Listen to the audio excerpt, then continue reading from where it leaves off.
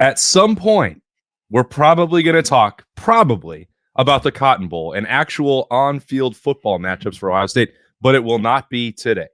Welcome back to the podcast daily. It is Monday, and it is still time to talk about Ohio State and the quarterback drama. I don't know. Is that too strong a word? Probably. But that's Bill Landis and Jeremy Birmingham. I am Austin Ward. Kyle McCord went in the portal last Monday. We broke that down and then started speculating about what Ohio State needed to do. And since then, they haven't done much of anything since. But perhaps that will change in the days ahead. Byrne, what do you think?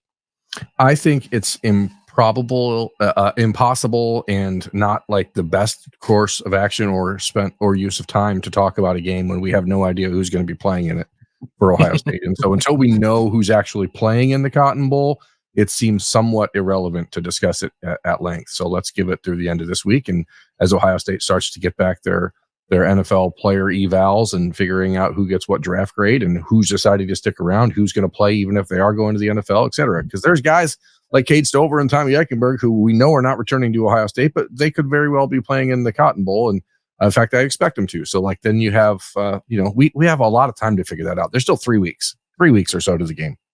Yeah, and Ohio State will have more player availability and potentially Ryan Day again. We think that would probably be Tuesday of this week. So hopefully Bill and I have a Talking Tuesday episode coming your way tomorrow where we can get some of these answers, although I don't know how many we'll get and which Buckeyes will be available. But no matter what, I think everyone will still be asking about this quarterback situation, Bill. So what needs to happen from here? By the way, I saw Cade Stover on Sunday morning at the Locks bagel shop in Short North. Didn't ask him what he's doing, but I saw him. I made eye contact with him, which like spooked the crap out of me because it's like you just don't expect to see Cade Stover at a bagel shop in the Short North at like 9 o'clock in the morning on a Sunday. No, you don't. Bagels with Locks? Was he getting? That doesn't seem like a. I don't know what he was doing. Country boy. I said, hey Cade, how you doing? And he just went like, give me a head nod and just kept walking. Well, that part checks out for sure. Now I believe it. It was definitely him, in case there was any doubt. Yeah. Anyway, quarterbacks. I'm a little conflicted on like what I think they should do. I'm kind of curious where you guys are on that. Like, we've told some people some names that I guess like Ohio State is interested in is probably the right way to say it. Like, there's not been a whole lot of movement, and one of those guys, Dylan Gabriel, is now committed to Oregon, the transfer from Oklahoma, who was a transfer from Central Florida before that. So like there still aren't a ton of options out there that I find all that interesting. And I do think it's a little difficult to get a handle on what exactly Ohio State wants to do. It does seem like they're being patient, perhaps to their detriment. But even then, I don't know, like immediately after Kyle McCord left, I was like, I got to get one. And now that a few days have passed since then, and I think it's more about surveying what's out there maybe than it is being super confident in what Ohio State has. But at the moment, I don't feel like they need to just go get a guy to get a guy. So I don't like, how do you guys feel about that? Because I don't see one out there that's like, if they don't get this guy, they're screwed. And I can't believe they didn't go get him. Like, I don't see that guy in the portal at the moment. I'm sort of on the fence between what people want them to do, what they should do, what they need to do. All those things I think are different, Bill. I think what they need to do is this week announce which quarterback is starting the Cotton Bowl. Make sure that people know that. I think it'll be Devin Brown. Let him get out there and do what he does now, and give him an opportunity to stake his claim to the job moving forward. Does that mean that they shouldn't go after a transfer quarterback? I don't think that's the case. I do agree with you though that if Riley Leonard is unavailable and all signs seem to be pointing to him eventually committing to Notre Dame, and Dylan Gabriel's already off the market, is there anybody else in the portal that you look at and go, that is a surefire upgrade for Ohio State, and a guy who is, when he walks in the door, one or two of the current quarterbacks are going to leave because that's just the way this is going to work out. And are you comfortable with that guy being your starting quarterback sight unseen? And I don't think that guy exists. So I don't, it's hard for me to really look at this current situation and say definitively, yes, this is what they have to do. This is the guy they have to get. We've talked to enough people and all understand that Riley Leonard has been circled as like the guy if they could get him to come in, but that doesn't seem like he has any interest in doing that at this point. So now you have to look at the current room with Devin Brown and Lincoln Kienholz and then Aaron Nolan, who arrives in a month, and say, this is our guys, and we're going to ride it out. Anyone else you bring in, that is not in that group of Riley Leonard, and that's it, unless Michael Pratt ends up entering the transfer portal. Like, nobody else is a surefire upgrade. And I think that's the confusion and part of the chaos that's growing for Ohio State. It's a hard one to answer, and I think maybe that's why there's some seeming paralysis about what's going on and the way Ohio State's moving, because I would have thought immediately, we know that Ohio State wanted to try and bring in and schedule a visit for Dylan Gabriel, tried to reach out to Riley Leonard, and they didn't get Dylan Gabriel on campus before he committed to Oregon. As Berm said, we don't know if that will happen with Riley Leonard, who had that do not contact tag on his profile as soon as he entered the transfer portal last week. Beyond that, it looks like we've talked about, Will Howard. Texas A&M appears to be in a pretty good spot for his services. We'll see what happens there. There were people attaching Cam Ward's name to Ohio State. That seems to be happening. What seems to be happening is his agents or his advisors desperately want him to be an Ohio State option. And the interest doesn't appear to be mutual at this point from Ohio State towards Cam Ward. We'll see if that changes as they continue to, Vern put it in the right term, and you did too, Bill, like evaluating the landscape and what's potentially out there and how that stacks up with what they already have in Devin Brown and Lincoln Kienholz and Aaron Noland. Part of the reason that I felt so strongly, and I guess still do, that Ohio State is going to get a transfer portal is not just the basic math with Ryan Day wanting to have 4 quarterbacks. You need to replace Kyle McCord in that situation, but some sense of uncertainty about how much development Devin Brown made in this year after getting hurt, and that was not a good development for him in October on, and then the opportunity to go out and get those reps that he may have had, those slipped away, both practice and in games. And then betting a little bit on whether Lincoln Kienholz would actually be ready to be a starting caliber national championship contending quarterback by next September. Now, that's a long way away, to use Ryan Day's verbiage, but I don't know that Ohio State is certain about which transfer portal quarterback would be the best fit. And I don't think that it's certain about what's going to happen over the next 9 months with Devin Brown and Lincoln Kienholz, in all honesty. Yeah, it's a tough spot, right? Because I don't know that I sense like frantic urgency from Ohio State to try to find somebody. I think they would like to, right? To your point, Austin, like they want the 4, but even more specific than that, like maybe they just want somebody with experience that they can kind of bank on, because they don't obviously have that on their roster. But on the other hand, they recruited Devin Brown and Lincoln Kienholz because they think they can start here. They're not in the business of taking quarterbacks they don't think can play at Ohio State. And maybe there are some people who feel like they've seen enough of Devin Brown or have enough context clues because Devin Brown didn't beat out Kyle McCord to think that's just not going to happen. I'm not really in that camp. Like I would like to see what it looks like when Devin Brown runs the show in the Cotton Bowl, because I think there is a transformation that can happen there, or a clearer mind and clearer process that can happen when you're kind of not in a neck and neck battle like he was with Kyle McCord, that can perhaps unlock something different than what Ohio State has seen already. It's not a guarantee, but you're playing in a game that doesn't matter. I think you owe yourself the opportunity to find out what that might look like, and maybe you split it with Lincoln Kienholz to find that out as well. So it's 2, I think, pretty important data points that they're sort of waiting on in terms of Lincoln Kienholz's development, Devin Brown's development, and what happens if you give either of those guys or both a chance to show the coaches what it looks like in a game, combined with the whirlwind of quarterback transfer portals where like guys are jumping in every day. You feel like if you don't get a guy the day he goes in the portal, you've already missed out. Like, it's a really difficult situation to manage. I don't really envy Ohio State, but I think like my viewpoint on it has changed a little bit, that I don't think it is imperative that they get one, mostly because, like Berm said, like I just don't see a slam dunk upgrade out there. Like maybe we should talk about Cam Ward, because like I don't view him as that. Do either of you view Cam Ward as like, yeah, that's a guy they should definitely go get?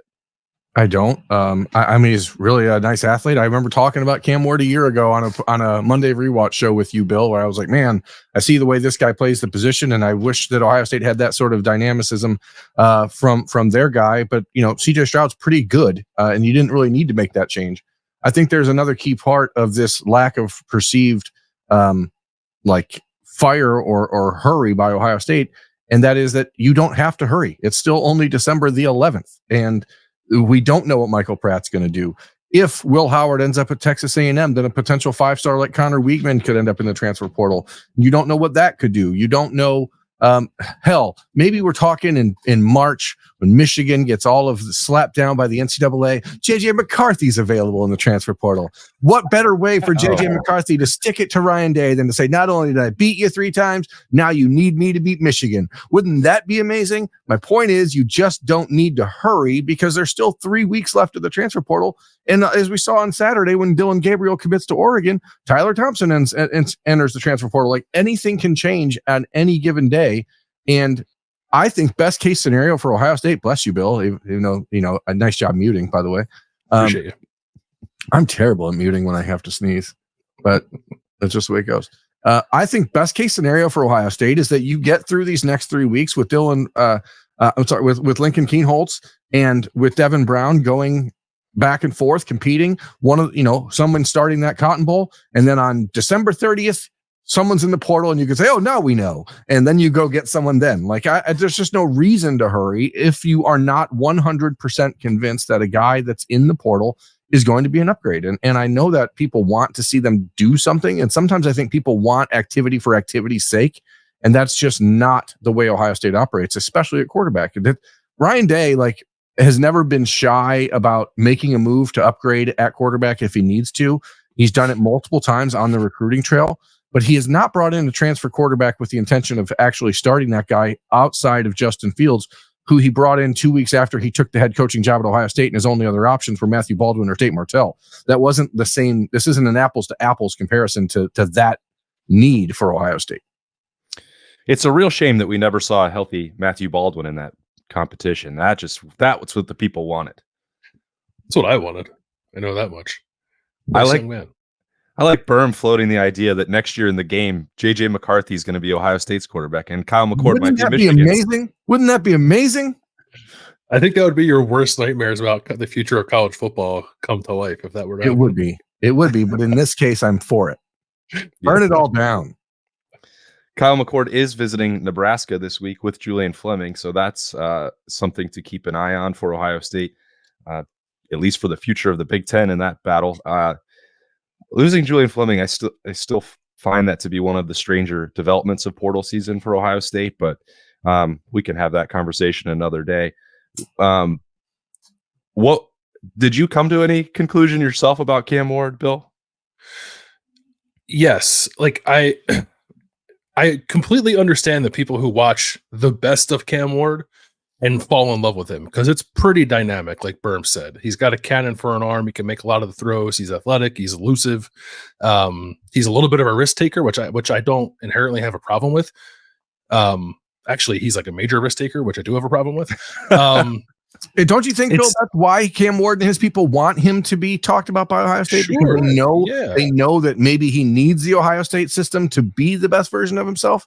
I can definitely see that. Drop your asking price by $1 million and let's talk. You know what I'm saying?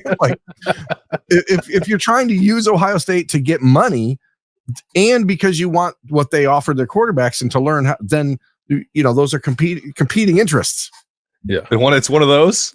Yes, everyone knows that. I just don't know Cam Ward. What I've seen from Cam Ward at Washington State, I didn't watch him at Incarnate Word, but I'm assuming it looks similar. You haven't crunched that tape yet? I haven't absolutely stunned. Yeah, I haven't crunched the Incarnate Word tape. But over the last 2 years of Washington State, there have been some very high highs. I'm not trying to dispute that. I just don't know that I see a style of play that suits what Ryan Day is looking for. I think Ryan Day is risk averse is probably the wrong way to put it when it comes to quarterback play, but clearly turnovers are something that are a huge bugaboo for him. Even if turnovers are an expected outcome when you have a guy who's playmaking a little bit like Cam Ward does, guy has 46 fumbles in his career, and over the last 8 games of this season, his touchdown to interception ratio is 12-7. I think it's just if you're someone who was nonplussed by Kyle McCord's decision making and lack of ball security, sometimes Cam Ward's going to drive you insane. So that's what it's weird to me. And I'm not even trying to compare the two. That's not why I make that point. It's just that Cam Ward is a very volatile quarterback. And unless you're going to tell me that Ohio State is going to get all of that out of him and he's just going to show up and you're going to see only the good stuff or mostly the good stuff, then it's really hard for me to come around to the idea that Ohio State's going to take a step forward at the position with a guy like that.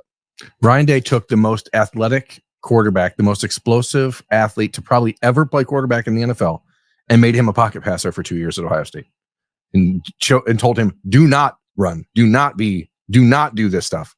And if you take that away from Cam Ward and his game, are you confident enough by what you've seen to say he's willing here, he's capable of being a pocket passer like Justin Fields was at Ohio State? And I just don't think that's realistic. Yeah. I think you made a good point about the conflicting ideas there, Berm. If Cam Ward desperately wants to get to Ohio State, that is a move that is clearly designed to make him a more appealing NFL draft prospect. So that money and that potential reward should outweigh $1.5 to $2 million for 1 year of play in college. Like, you'd think that if that's where your thought process is leading you, Ohio State is the best fit to turn Cam Ward into a more polished passer and a better decision maker. Then why do you need to ask for all that money up front? If that's the decision for him and he wants to cash in right away, then the same usual suspects are going to be available for that. Miami, Florida State, Texas A&M, Michigan State. They are all going to pay that money up front. Nebraska appears to be playing that game as well this offseason. But Ohio State won't. They're not going to. You're going to have to pay for a quarterback if you want in the transfer portal, but you don't have to pay $2 million and then sacrifice the rest of your roster. And that's the part that, if you see these other reports tying Ohio State to Cam Ward and you think that they're going to pay $2 million, I can just tell you right now that they're not. True. Okay. True that. Good. Is there, because Berm has mentioned the name Michael Pratt a couple times. That is the guy that I would love to see Ohio State get if he becomes available. They play their bowl game on the 27th. I haven't seen anything about whether or not he's going to play in that bowl game, but it still feels possible that maybe he could be an option for Ohio State, right? If he wants to play in that game and then maybe go in the portal after that. He's also an NFL candidate. Like, I think he could be maybe a second or third round pick. I don't think he's a first round pick this year. Kenny Pickett was. Yeah, right. Oh, that's a good point. But I think he's the kind of guy who could come to a place like Ohio State and almost like punch his ticket to be a first round pick, assuming everything, goes right health wise for him. So he's still someone that I remain interested in. And this is me like purely speculating. Like, I wonder if Ohio State's patience is a reflection of them wondering if something might happen with Michael Pratt as well.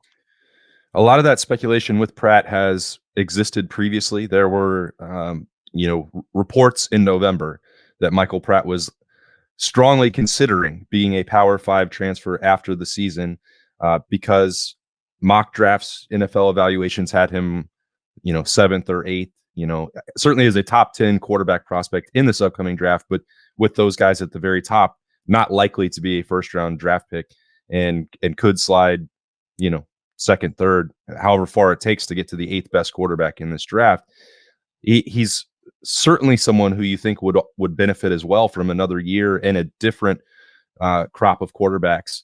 If he played with Ryan Day in that system and for the Buckeyes for a year, what would that look like in a year's time? I think that those are fascinating conversations to have. And if that's what's in Ohio State's back pocket, Ryan Day's the back of his mind, so be it. I think the frustration part is putting, if there is any, and Zach Bourne and I talked about this last week with the urgency that Ohio State, I feel like they should have in December, because the Cotton Bowl is largely irrelevant and because you're combining what seems like lack of movement at quarterback, except for one going out the door, with wondering why there hasn't been any sort of move made with the coaching staff at this point, when they could have put those people on the road instead of having Parker Fleming go visit a long snapper who's already committed, or having Corey Dennis go on the road to see Aaron Nolan. Like, that feels like wasted effort for me.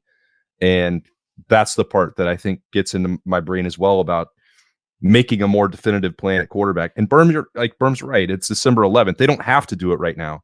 I just feel like there's opportunity and time that is not being spent to the maximum capacity. I agree, but I don't agree with that when we're talking about the quarterbacks in the transfer portal. However, I think we have all had the conversations with people. We've known about Riley Leonard. We've known about Dylan Gabriel. It's clear that those were players that they actually thought could help them, and they tried to make it happen and didn't. I think the question is, why should they try to get involved or force urgency with players that they don't believe 100% are actually an upgrade over what's on the roster? So if you can, as I said, get through the Cotton Bowl, and I take some, I bristle a little bit at the idea that the Cotton Bowl is not important, especially because in these next few days, we're going to find out if Travion Henderson and Emeka Ibuka and Jack Sawyer and JT2 Maloau and Jordan Hancock and Denzel Burke and Lathan Ransom and all these guys decide that they want to return. And that sounding as crazy as it does, like that's all possible. Like, I think that Cotton Bowl becomes very important for the future of Ohio State football when it comes to bouncing back from the Michigan loss and winning that game moving forward, with whether Devin Brown or Lincoln Kienholz is the quarterback. You can then, because of the portal and because Michael Pratt could enter the portal on December 31st, then you still at least have a better sense of knowing, okay, this is what we've got, and now this is available. And like, I just don't see the need to force activity just because you can. This is Ohio State still. You're not just going in and bringing in any random quarterback off the street. So if Haynes King at Georgia Tech wants to transfer, let's talk. If Connor Weigman at Texas A&M wants to transfer, let's talk. Like, until then, if you look at the guys in the current transfer portal, outside of Riley Leonard and outside of maybe Will Howard, like, who, again, none of us, I think, are fully on the Will Howard train. But from enough conversations we've had, I think we all know that there's a belief in Columbus that he's a guy that they could win with.